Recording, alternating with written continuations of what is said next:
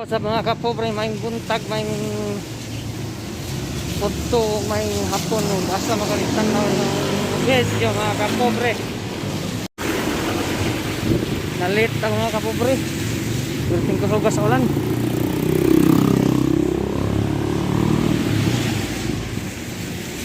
Lami dili bangon.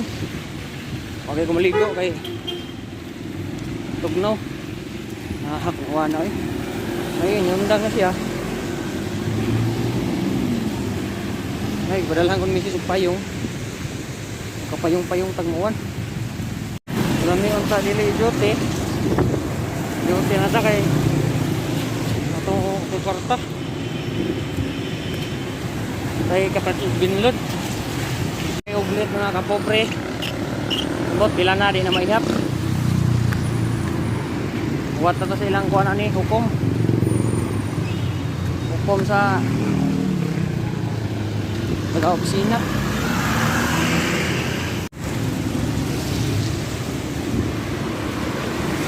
Sa unta man mga kapobre, mahara maging maabot na to.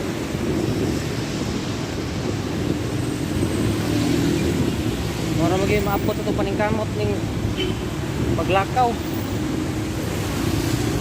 Magbuhat na silang hukom. Andam sa tamo atubang. Saon man yun, mahara maging maabot na ko. Nakapal motor ni Hono. Di man gid siya maabot. Ato na nga, di na ito abton ang digit maabot. Medyo layo-layo pa na mga kapobre. May lang, ito ang uwan. Lima na rin ang kapuan o pinaklayay mga kapobre.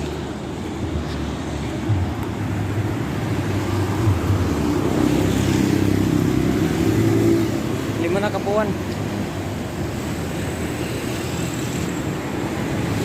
Kaya kasanta mo kaya mo, baklay ah. Ambot ka ano, kaya pa makukus kumpanya. Dagkan yung ulit. Ngayon, pagwat mo ng desisyon.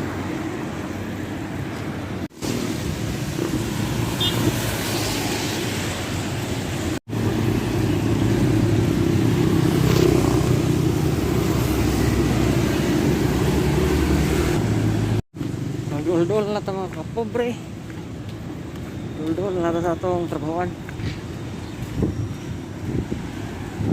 Mga kapobre, din ang tama na pong vlog mga kapobre. Kaya doon na lang ko sa trabahoan. Mga na ito, maghuwat na ito sa desisyon. Kaya pa na ito ang lakaw. Bukod ka sa opisina, kaya pa baka atong lit. Ay kalimot sa pag-subscribe diya sa mga baguhan pa. Bye bye. God bless.